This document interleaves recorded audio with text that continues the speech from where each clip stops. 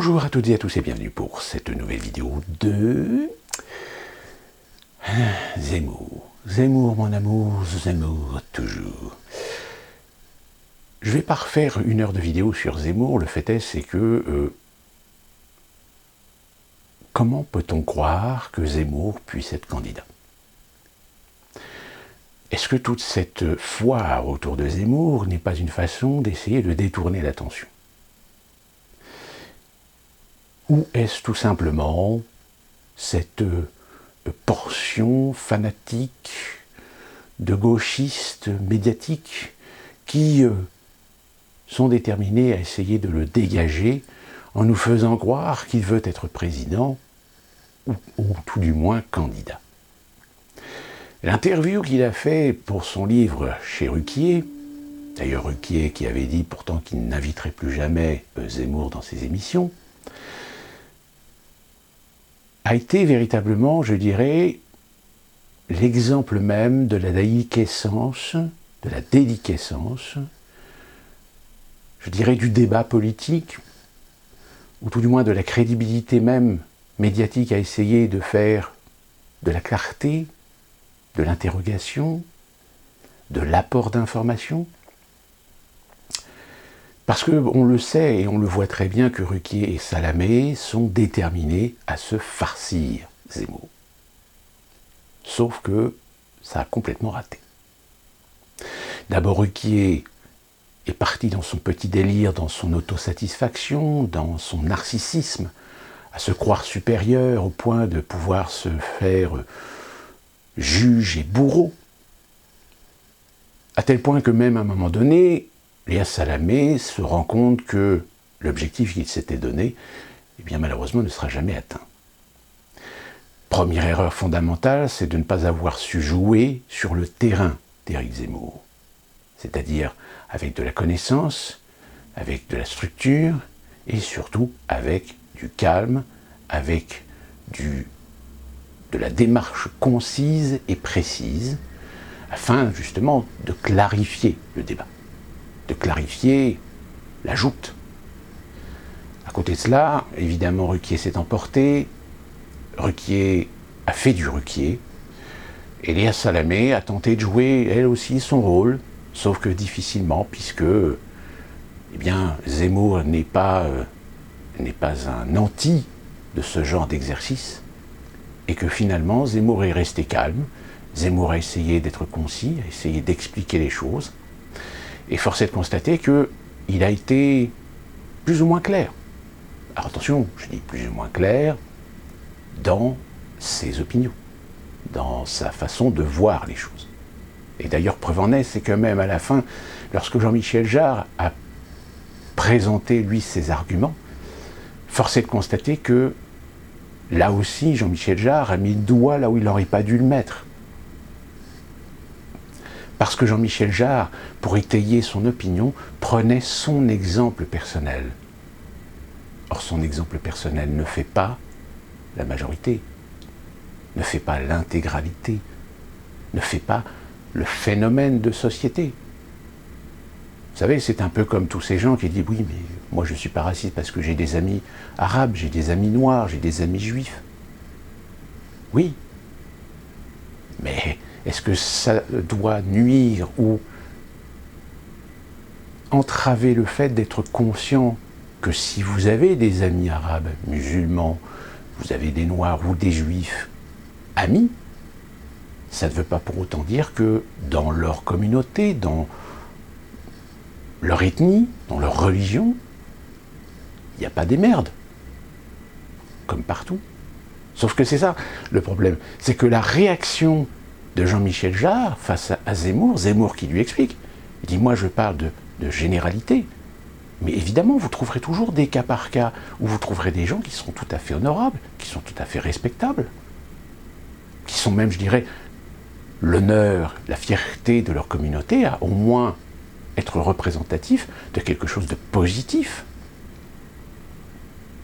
Mais cela ne doit pas entraver, ne doit pas empêcher le fait qu'il y a des problèmes au sein de toute communauté et qu'il ne faut pas fermer les yeux dessus sous prétexte parce que on a tellement mis l'opprobre sur le fait que dès que tu critiques un juif, dès que tu critiques un noir, dès que tu critiques un arabe ou un musulman, ça fait toi un raciste, un antisémite, un islamophobe ou même un homophobe, si on parle évidemment aussi des LGBT.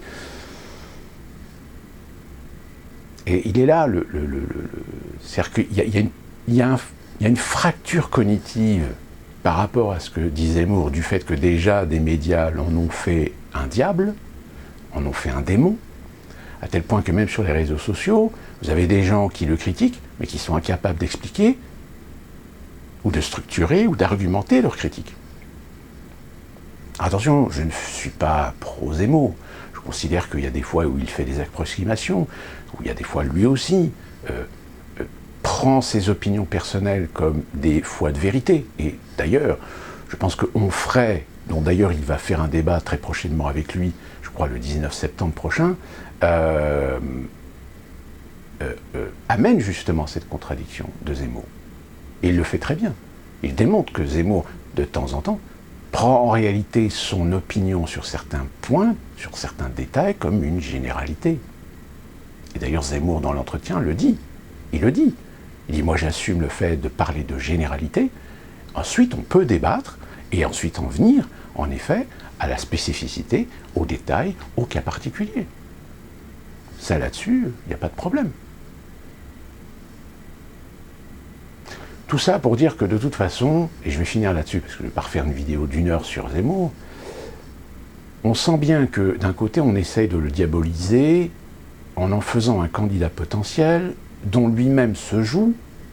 Je rappelle qu'on lui incombe le fait qu'il a des organismes de soutien à sa candidature, alors qu'en réalité, vous avez certains mouvements de soutien qui n'ont même pas son numéro de téléphone, avec qui il n'a absolument aucun lien. C'est-à-dire que ce sont des mouvements spontanés. Comme je vous l'ai déjà dit, j'ai du mal à imaginer Zemmour aller comme candidat à la présidentielle, sachant qu'il va rentrer dans une arène au lion et qu'on ne lui fera pas de cadeau, qu'on va le massacrer sur le moindre propos, sur le moindre mot. En revanche, s'il est adoubé, s'il est soutenu, là, si jamais il se présente en effet comme candidat, moi je vous invite à regarder ce qu'il y a en coulisses, ce qu'il y a derrière, qui le finance, qui va le financer, qui va le soutenir.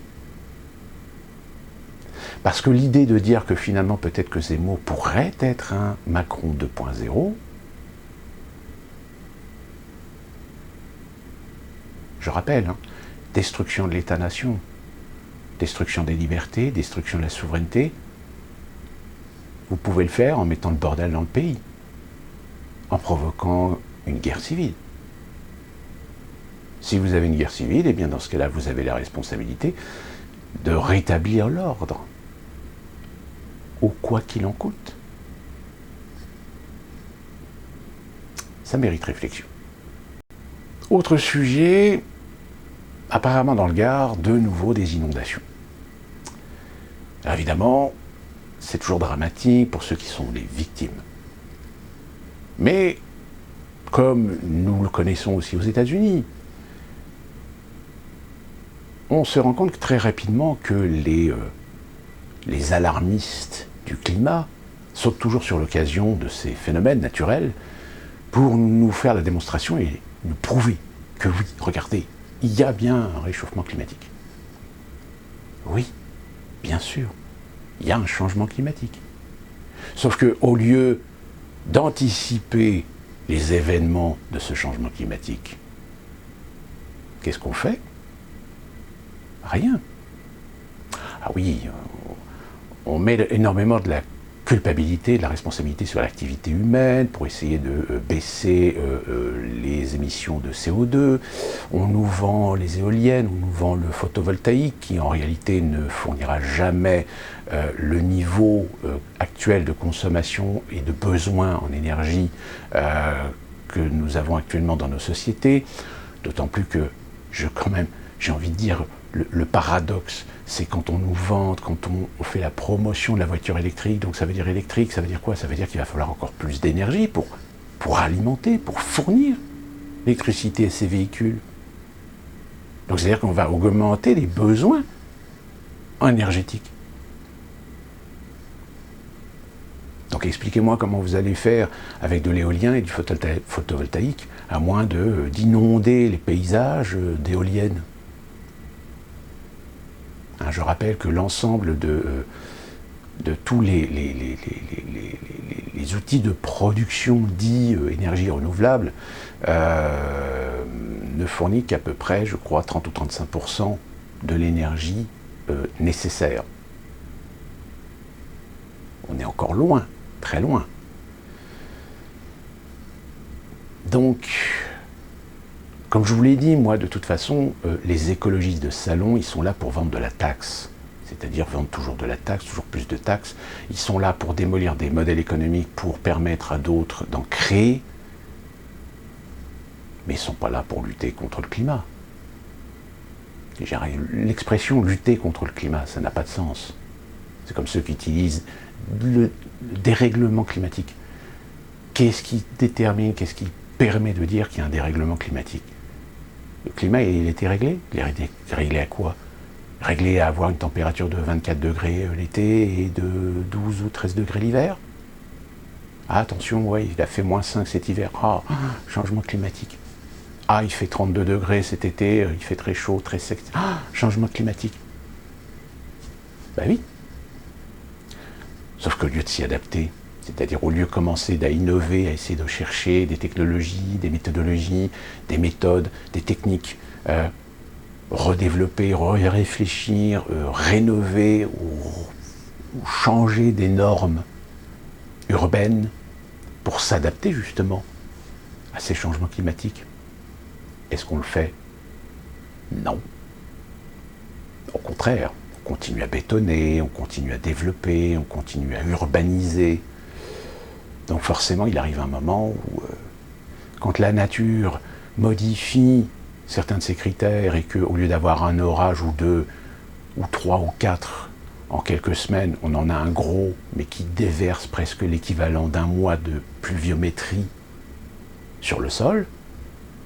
Mais si le sol il a été calculé sur des normes d'une pluviométrie moyenne, et que tout d'un coup, la pluviométrie elle est 10 fois plus importante, vous savez, c'est comme quand vous mettez un bol devant quand vous remplissez un bol, hein, si vous remplissez un bol et vous savez qu'il vous faut 10 secondes pour remplir le bol à un débit bien précis, si un jour vous ne faites pas attention que vous changez votre débit, eh bien votre bol il va être très rapidement rempli, bien au-delà des 10 secondes. Logique, mathématique. Donc le problème il est là. Donc, je ne parle même pas en plus des problèmes qui dans le passé, il y avait des zones dont on savait que c'était dangereux, qu'il ne fallait pas construire. D'ailleurs la preuve c'est que pourquoi nos anciens n'ont jamais construit, pourquoi les anciens ne sont jamais installés dans ces zones-là. Il y avait une raison. Alors, vous allez me dire oui, mais les technologies ont évolué. Donc aujourd'hui on permet de sécuriser des terrains. Oui, mais sur quelle base? Sur quelles normes? C'est ça le problème. Si vous estimez construire une maison dans une zone qui autrefois subissait des tremblements de terre, mais qu'on n'a pas eu de tremblement de terre depuis 100, 150 ans, donc vous construisez les maisons sans prendre en considération les risques sismiques. Et puis un jour, paf, la terre tremble. Évidemment, tout le monde s'effondre. Le monde s'effondre. Et on se pose la question, mais comment ça se fait? Mais pourquoi? C'est comme tout ce qui se construit au bord de rivière. Si pendant des années, des décennies, la rivière, même pendant les crues, on a réussi à adapter les berges pour éviter les inondations, etc. Oui. Sauf qu'il va y avoir un moment donné où il va y avoir la crue exceptionnelle. Donc la crue exceptionnelle, on la prend en considération. On se dit, bon, ça peut arriver tous les 10, 15, 20 ans. Sauf que le problème, c'est quand elle arrive une fois, 2 fois, 3 fois, en l'espace de quelques années, là vous comprenez que ce qu'on avait pensé en matière de normes il y a 50 ou 60 ans, n'est plus valable aujourd'hui et ne fonctionne plus.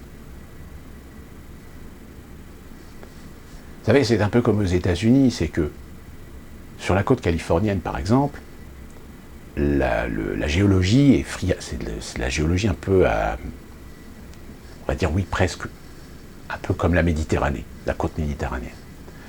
Sauf que, au lieu d'avoir une Méditerranée qui n'a pas de marée, ou très peu, c'est l'océan Pacifique. Donc l'océan Pacifique a des marées. Donc attaque, donc érosion, donc effondrement.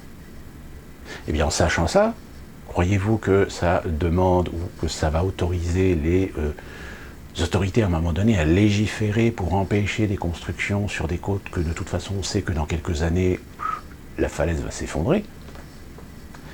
Ben non. Ils continuent à construire. Même sur notre côte, en Caroline du Nord, en Caroline du Sud, il y a un phénomène de montée des eaux de quelques millimètres par an. Est-ce que vous croyez que ça va susciter à un moment donné les autorités à dire bon stop, on arrête de construire parce que de toute façon les maisons elles sont condamnées? Eh ben non. Mais non, parce que vous comprenez bien que le mètre carré sur un bord de plage, c'est inestimable. C'est hors de prix. Donc en effet, vous avez très souvent sur la côte des endroits où vous voyez des gens qui continuent à acheter des terrains, qui continuent à construire des maisons, alors des maisons sur pilotis, hein, évidemment, on prend quand même de la mesure, sauf que quelques mètres plus loin, vous avez une maison qui est déjà condamnée, qui est déjà abandonnée, parce que même avec des sacs de sable, même avec des digues, avec le temps, surtout en plus si vous avez un ouragan qui débarque sur la côte, comme là ça va être le cas encore une fois de plus à Houston dans quelques jours. Qu'est-ce que vous voulez que je vous dise? Je rappelle que la dernière fois qu'il y a eu un ouragan à Houston, il y a eu des milliers et des milliers de gens qui ont tout perdu parce que ils avaient des assurances, mais dans les assurances, la clause de dégâts des eaux ou d'inondation à cause d'un ouragan n'était pas prévue. Ou ils n'avaient pas pris l'option. Donc du coup, ils ont perdu la baraque. Comme à la Nouvelle-Orléans. À la Nouvelle-Orléans, c'est pareil. Quand Katrina a déboulé sur la Nouvelle-Orléans, aujourd'hui, vous avez des tas de quartiers où tout est rasé. Parce que les gens ont tout perdu. Ils n'ont pas les moyens de reconstruire. Il y a certains quartiers qui ont bénéficié en effet de certaines charités, de certaines actions humanitaires, de certaines actions à la fois du comté, de l'État ou de l'État fédéral pour aider à la reconstruction. Mais ça n'a concerné qu'une infime minorité de personnes. Tous les autres ont finalement quitté la Nouvelle-Orléans.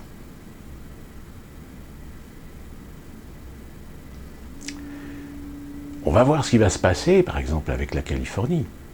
On n'a pas de résultat encore.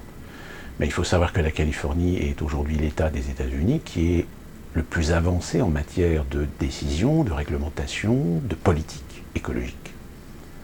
Sauf que le problème, c'est que si la Californie a attiré de plus en plus de monde, si la Californie est l'État le plus peuplé des États-Unis, si la Californie se range quand même en matière de PIB comme le 5e plus haut PIB au monde,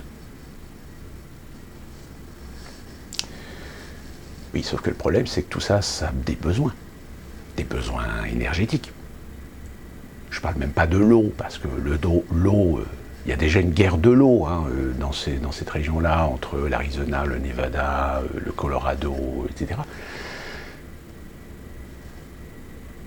Sauf que le problème, c'est que les politiques écologiques de la Californie, elle a un coût. Et ce coût-là, malheureusement, aujourd'hui, il y a des classes sociales qui ne peuvent plus l'assumer. Et donc, qu'est-ce qu'elle fait? Elle s'en va. Elle quitte la Californie. Parce que ça devient trop cher. Faire de l'écologie, c'est bien, protéger l'environnement, c'est bien aussi. Sauf que le problème, c'est que quand on commence à gratter, qu'on se rend compte que derrière les politiques écologiques, il y a du business, et que le business a satisfait certains copains, que le business a coûté 2 fois, 3 fois, 10 fois plus cher que si on avait choisi d'autres sociétés. Le profit. C'est d'ailleurs ce qui est un petit peu reproché à l'actuel gouverneur, c'est d'avoir développé des stratégies et des politiques environnementales où en réalité derrière, ce sont des copains qui se sont rincés sur le compte du contribuable.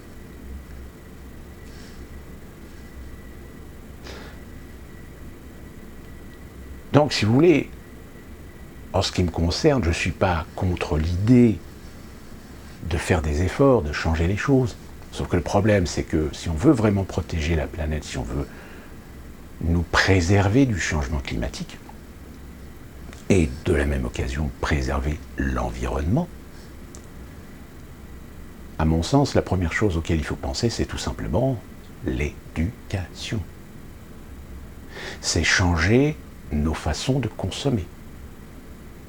C'est revenir à quelque chose d'essentiel. Or, vous comprenez bien que si vous commencez à avoir ce discours-là pour faire de l'écologie, eh bien, vous allez vous faire massacrer politiquement. Parce que vous menacez évidemment les intérêts de ceux qui sont bien implantés dans les modèles économiques pour vous vendre ce dont vous n'avez pas forcément besoin. Pour vous vendre des produits qui sont des polluants. Il suffit d'avoir la démonstration, regardez le glyphosate en Europe. Même les écologistes aujourd'hui préfèrent ne pas trop en parler parce que c'est la preuve qu'ils n'ont absolument pas les moyens de leurs ambitions. Ils ont cédé. Alors en plus, quand vous voyez les discours et les interventions des candidats écologistes aujourd'hui à la télévision, dans les médias, etc., pour la présidentielle 2022,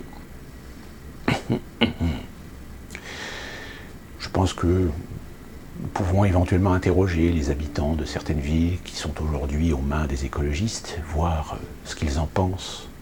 Je pense qu'aujourd'hui, depuis les municipales, on a maintenant suffisamment de recul pour savoir si leurs politiques conviennent aux habitants de ces villes. Donc si vous voulez, le problème de l'écologie, c'est qu'elle est aujourd'hui entre les mains de ce que j'appelle, moi, les écologies de salon. C'est-à-dire des gens qui en réalité défendent des modèles économiques, mais ne défendent pas l'environnement.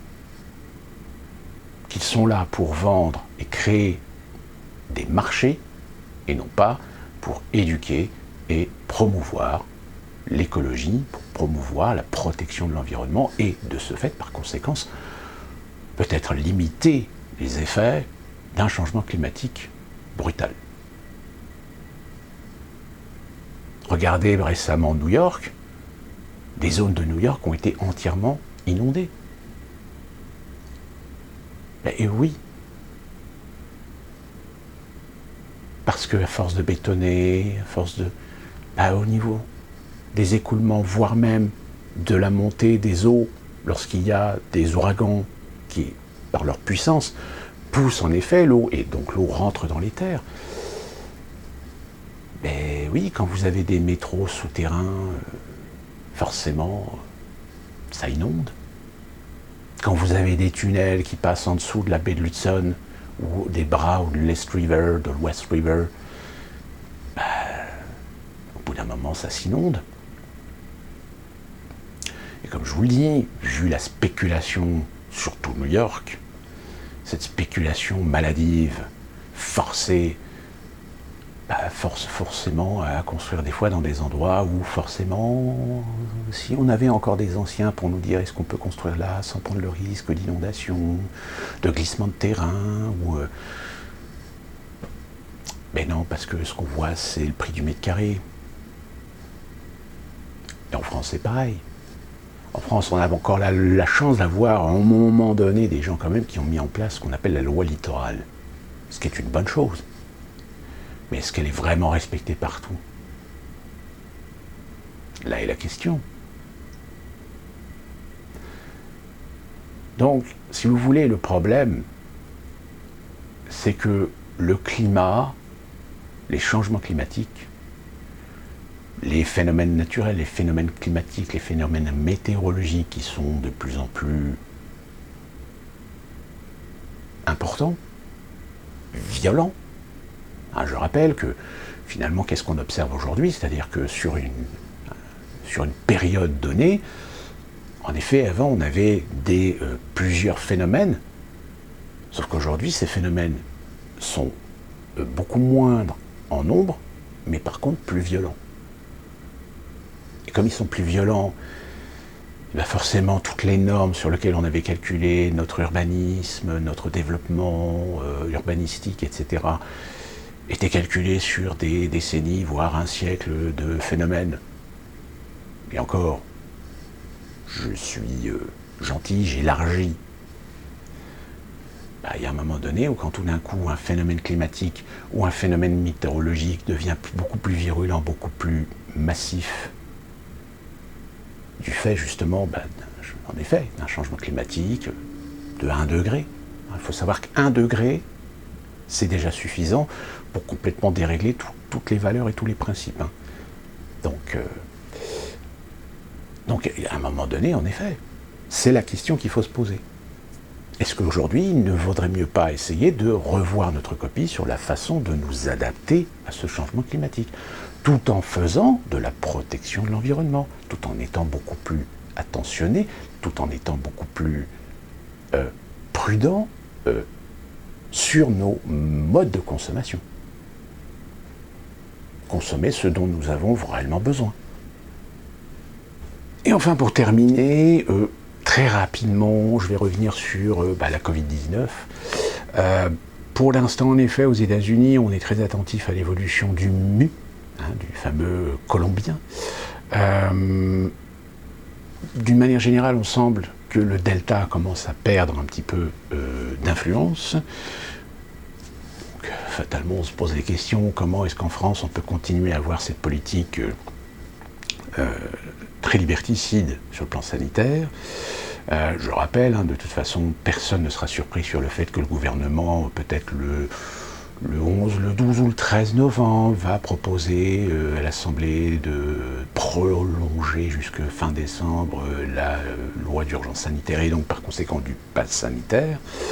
Le problème, c'est qu'en France, on commence à voir des nervosités commencer à s'exprimer, des ras-le-bol commencer à s'exprimer, et en effet, du côté des gens qui sont anti-pass, pas vaccinés, mais anti-pass, essentiellement anti-pass, sont en train de devenir des pestiférés, sont en train de devenir des bêtes noires, sont en train de devenir des terroristes.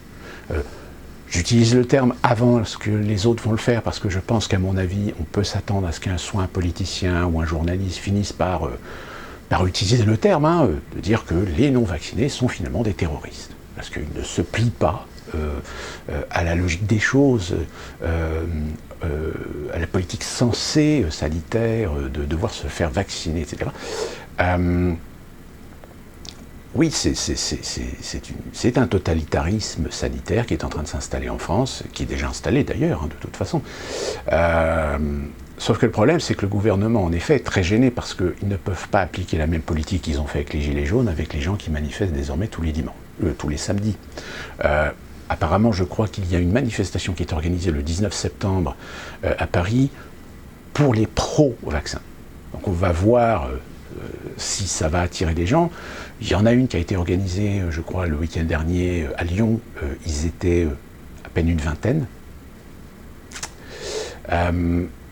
Donc ils sont encore médiatiquement dans cette allégation de vouloir faire passer des antipasses, c'est-à-dire des gens qui manifestent aujourd'hui majoritairement contre le pass sanitaire, après le fait du vaccin, pas vacciné, vacciné, anti-vax, pro-vax, etc.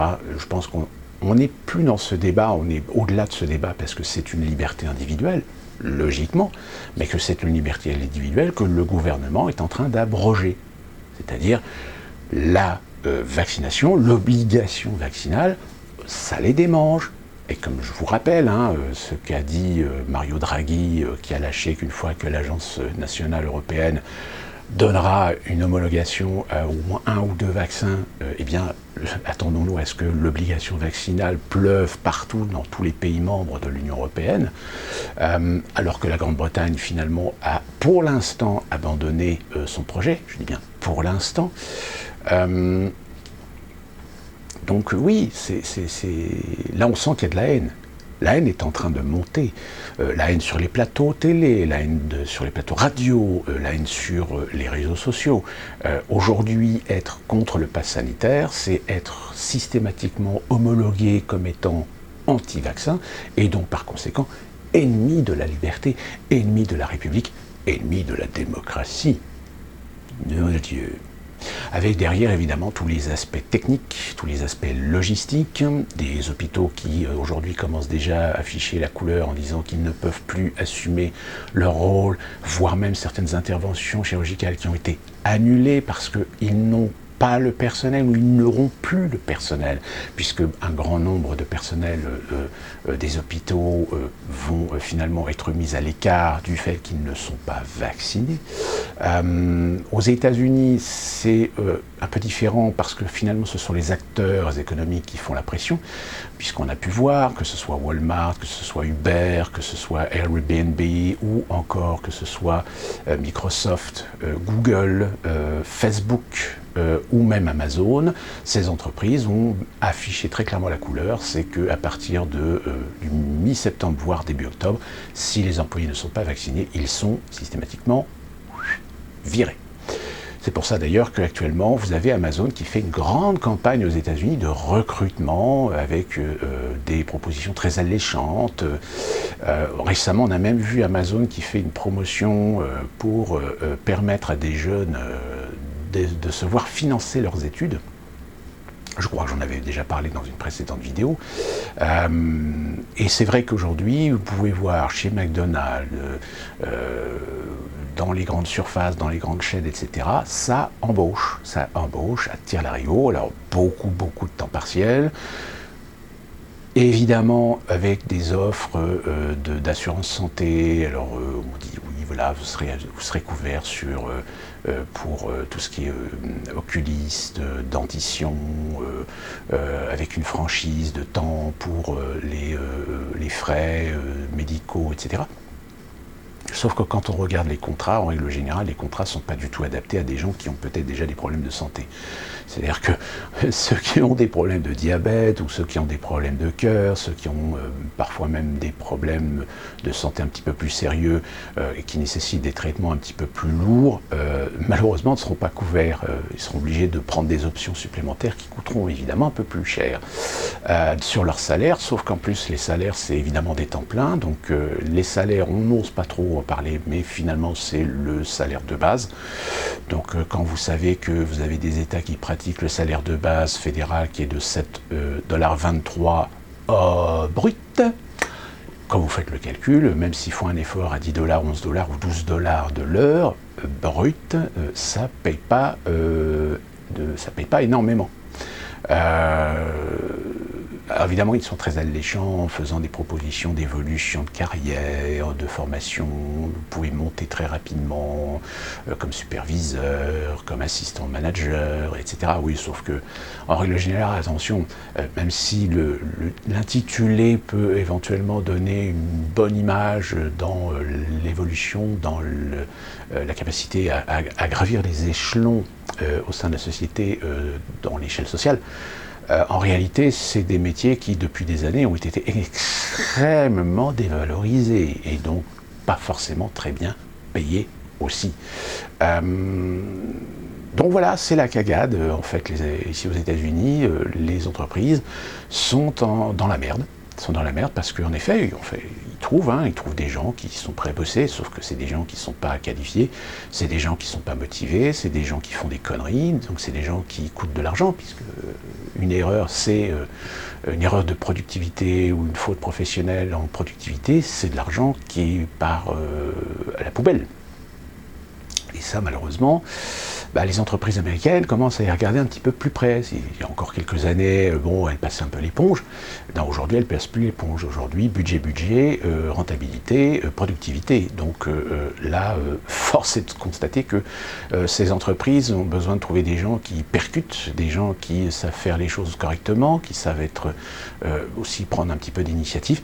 Sauf que malheureusement, quand on a pendant 60 et 70 ans éduquer, façonner les Américains à être des moutons et pas forcément penser par eux-mêmes, du coup, le résultat aujourd'hui, c'est que vous avez des gens qui exécutent des procédures, qui exécutent les yeux fermés, voire même sont en pilotage automatique, et passent à côté, parfois très souvent de détails, qui peuvent faire toute la différence sur la qualité de la prestation.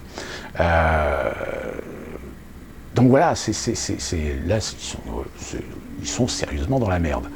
Et donc, fatalement, ça va être le même phénomène en France aujourd'hui, c'est que si les compétences et les savoir-faire sont mis à l'écart, sont mis au banc de la société pour une raison sanitaire, comment ils vont faire pour remplacer? Est-ce qu'ils vont aller chercher des personnes à l'étranger, comme ce que font d'ailleurs certaines compagnies américaines? Sauf que le problème, c'est que les personnes étrangères, même si certaines ont des compétences, etc., le problème, c'est qu'il faut les former, il faut les adapter aux règles, aux normes spécifiques de notre pays, qui ne sont pas souvent pas les mêmes que dans le leur. Donc forcément, et en plus c'est encore plus vrai en France, où si aux États-Unis encore, vous pouvez pratiquer certains métiers sans être obligé d'avoir des diplômes, si ce n'est en général, la société vous paye une certification pour avoir au moins la garantie d'être informé sur l'essentiel des règles et des normes applicables au métier que vous allez pratiquer. En France, il faut passer des diplômes, il faut passer des certificats, il faut passer des brevets.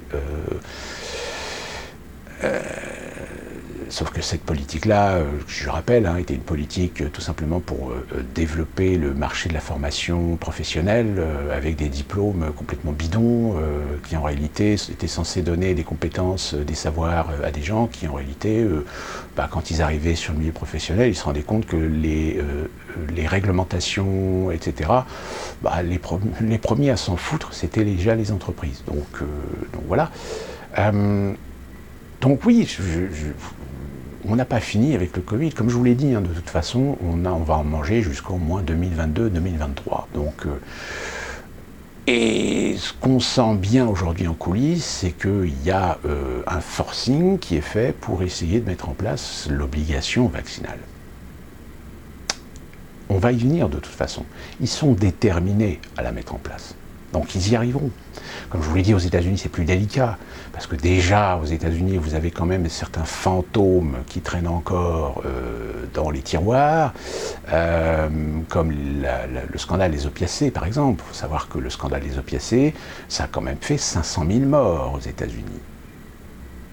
Donc quand vous savez que vous avez 600 000 morts de Covid en 2 ans, que derrière vous avez quand même un scandale avec un médicament qui était un antidouleur, mais un antidouleur qui a provoqué des conséquences graves chez certaines pathologies, chez certaines personnes, et que pourtant c'est un produit qui a bien été certifié et homologué par la FDA américaine. Vous comprenez pourquoi des Américains aujourd'hui ont le droit de douter. Et pour la raison pour laquelle l'État fédéral, comme certains États, même si aujourd'hui il y a une homologation temporaire du Pfizer, pour l'instant n'ose pas trop aborder le sujet. Même si les gouverneurs de Californie, pas de Californie, mais de Floride et du Texas ont déjà affiché la couleur en disant que chez eux, l'obligation vaccinale, c'est niet. Tout comme la mise en place d'un pass vaccinal, c'est niet. Alors, vu déjà un petit peu la situation extrêmement tendue, extrêmement instable aujourd'hui des États-Unis, autant sur le plan politique intérieur que sur l'échelle de la géopolitique extérieure, c'est compliqué. Donc voilà en résumé la situation aujourd'hui. En ce qui concerne la France, vous allez évidemment voir les médias énormément se porter sur la campagne présidentielle, faisant oublier un petit peu le reste d'ailleurs, faisant oublier que vous avez aujourd'hui des banques qui sont en train de se lancer dans la spéculation de Bitcoin, vous faire oublier que vous avez certaines banques qui sont en train de mourir. D'ailleurs, à cette occasion, je vous rappelle que la fameuse plus vieille banque au monde, la banque italienne, la Monte dei Paschi, qui avait déjà, il y a quelques années, été mise dans le trou, mais qui avait été sauvé in extremis, mais avec un bilan extrêmement toxique, le bilan toxique, il n'a jamais pu être épongé, et aujourd'hui, cette banque va tout simplement fermer boutique. Eh bien. Donc faire oublier la guerre monétaire, faire oublier les instabilités géopolitiques qui sont en train d'être installées un petit peu partout, des résistances. Tiens, d'ailleurs, ce qui est assez amusant, c'est que les médias BFM et compagnie ne parlent même pas des manifestations contre les passes sanitaires, contre les restrictions sanitaires qui se déroulent quasiment tous les week-ends en même temps qu'en France, en Allemagne, à Berlin, à Francfort, à Munich, en Italie, à Rome, à Sienne, Milan, Turin, en Espagne également, en Grande-Bretagne. En Grande-Bretagne, même si là, l'État vient de décider qu'il ne mettrait pas en place le pass sanitaire, il y a encore des manifestations contre la politique des restrictions sanitaires, surtout sur l'obligation vaccinale. Ça manifeste également en Grèce, ça manifeste aussi en Israël. En Israël, le pays qu'on a pris en exemple comme étant le pays qui a été le plus vacciné. Oui, sauf que le problème, c'est qu'aujourd'hui, c'est le pays, en effet, le plus vacciné, mais c'est le pays qui vient de relancer le rappel de la 3e dose et qui a une contamination qui continue à augmenter. Allez comprendre pourquoi.